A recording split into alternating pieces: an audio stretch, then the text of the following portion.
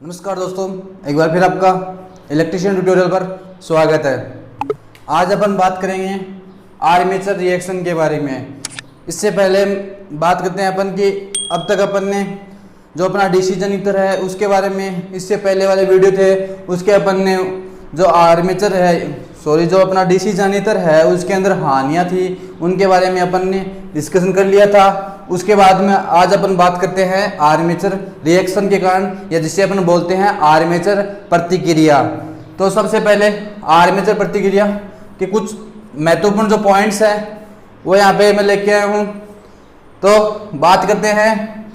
Armature जो reaction है, या जिसे अपन बोलते हैं आर्मेचर प्रतिक्रिया है, वो किस कारण होती है। तो ये जो अपनी ये तो हो गई फील्ड है यहाँ पे, और यहाँ पे आर्मेचर लगा हुआ होता है और इसके फील्ड के चारों ओर होता है चुंबकीय क्षेत्र होता है। उसके बाद में आर्मेचर है, आर्मेचर के द्वारा जो चुंबकीय क्षेत्र स्थापित होता है, क्योंकि आर्मेचर के अंदर भी चुंबकीय क्षेत्र स्थापित होगा और स्थापित होता है तो उसका जो चुंबकीय क्षेत्र है वो जो मुख्य चुंबकीय क्षेत्र है, या जिसे अपन बोलते हैं जो फील्ड वाला जो चुंबकीय क्षेत्र है, उसके ऊपर जो आर्मेचर के अंदर जो उत्पन्न चुंबकीय क्षेत्र होता है उसके अंदर जो चुंबकीय क्षेत्र है वो, और जो अपने है फील्ड का, या जो जिसे अपन बोलते हैं मुख्य चुंबकीय क्षेत्र है, उस पर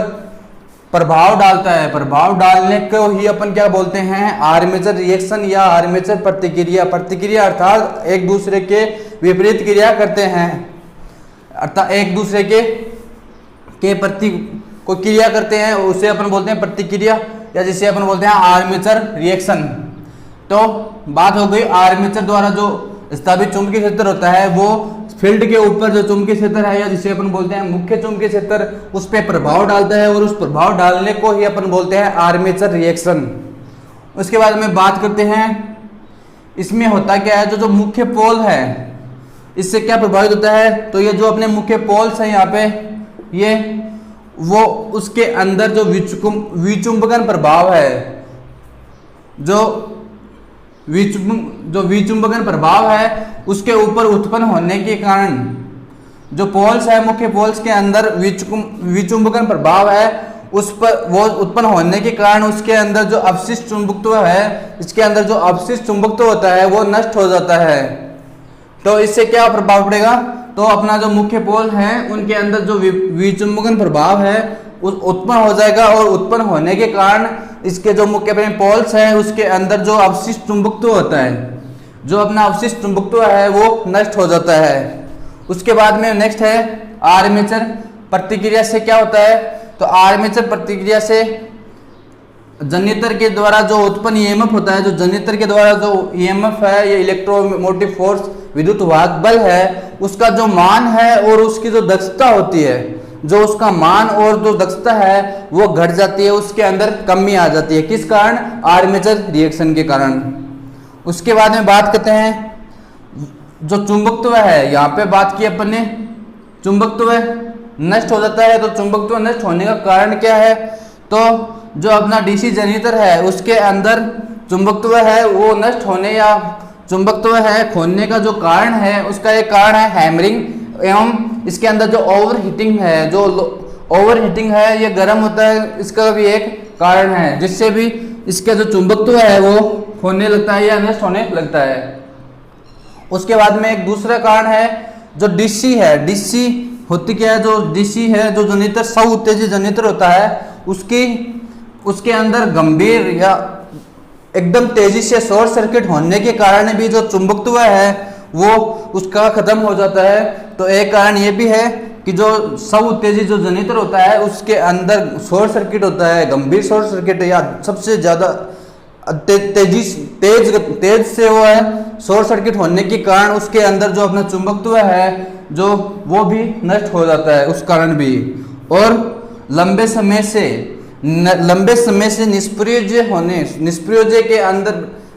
में रखने के कारण भी जो अपना चुंबकत्व है वो नष्ट हो जाता है। तो ये थी आर्मेचर रिएक्शन। आर्मेचर रिएक्शन के अंदर चुंबकत्व नष्ट होता है, नष्ट होने के कारण जो कारण है मुख्य, जो खोने का चुंबकत्व खोने का जो कारण है वो है हैमरिंग और ओवरहीटिंग, और या फिर हो सकता है कि जो सब उत्तेजित जो जनरेटर है अपना उसके अंदर जो गंभीर रूप से जो शॉर्ट सर्किट हो जाता है वो भी एक कारण है, और लंबे समय से निष्प्रयोज्य में रखने का भी, अर्थात आपने प्रयोग में नहीं ले रहे हैं। उसके बाद में बात करेंगे अपन आर्मेचर रिएक्शन तो हो गई इसके अंदर, तो चुंबकत्व को बचाने के लिए अपने को क्या करना पड़ेगा, तो इसके लिए अपन बात करते हैं। तो नेक्स्ट पॉइंट है अपना आर्मेचर, जो आर्मेचर रिएक्शन है या जिसे अपन बोलते हैं प्रतिक्रिया, आर्मेचर प्रतिक्रिया के निवारण के लिए क्या उपाय करने पड़ेंगे अपने को जिससे कि इसका निवारण हो सके। तो सबसे पहला है जो अपने ब्रूस हैं, जो ब्रूस है उनको ब्रूस को जीएनए या जिसे अपन बोलते हैं ज्यामितीय उदासीन अक्ष से, क्योंकि ब्रूस ज्यामितीय उदासीन अक्ष या जिसे अपन बोल सकते हैं जीएनए के अंदर होते हैं, उससे अपने को एमएनए मैग्नेटिक न्यूट्रल एरिया या जिसे अपन बोलते हैं चुंबकीय उदासीन अक्ष की स्थिति में खिसकाकर, अर्थात जो अपने ब्रूस हैं, जो कार्बन ब्रूस हैं, जो ब्रूस है उसको जीएनए से एमएनए के अंदर खिसकाकर भी अपन जो आर्मेचर रिएक्शन की जो क्रिया है उसका निवारण अपन कर सकते हैं। उसके बाद में नेक्स्ट आता है कंपनसेटिंग वाइंडिंग करके। कई बार एग्जाम में पूछा जाता है कि कंपनसेटिंग वाइंडिंग किसके निवारण के लिए अपन काम लेते हैं, तो ध्यान रखना कंपनसेटिंग वाइंडिंग जो आर्मेचर रिएक्शन होते हैं या जिसे अपन बोलते हैं आर्मेचर प्रतिक्रिया होती है उसका जो निवारण है उसके लिए भी अपन कंपनसेटिंग वाइंडिंग है उसका प्रयोग करते हैं। तो एक हो गया कंपनसेटिंग जो वाइंडिंग है उसको प्रयोग करके, इसके बारे में मैं नेक्स्ट वीडियो के अंदर बताऊंगा कि कंपनसेटिंग वाइंडिंग क्या होती है। उसके बाद में बात आती है नेक्स्ट है अतिरिक्त एम्पीयर वर्तन है, जो अतिरिक्त एम्पीयर वर्तन है उसको अतिरिक्त अर्थात बढ़ाकर भी अपन आर्मेचर रिएक्शन है उसकी प्रतिक्रिया को, जो आर्मेचर रिएक्शन है या जिसे अपन बोलते हैं आर्मेचर प्रतिक्रिया, उसका निवारण अपन कर सकते हैं। उसके बाद में बात आती है वायु अंतराल, वायु अंतराल बढ़ाकर भी अपन आर्मेचर रिएक्शन के निवारण कर सकते हैं। उसके बाद में अंतर ध्रुव के द्वारा भी अपन आर्मेचर रिएक्शन को जो आर्मेचर रिएक्शन है उसका जो निवारण है वो अपन कर सकते हैं। इसके बाद में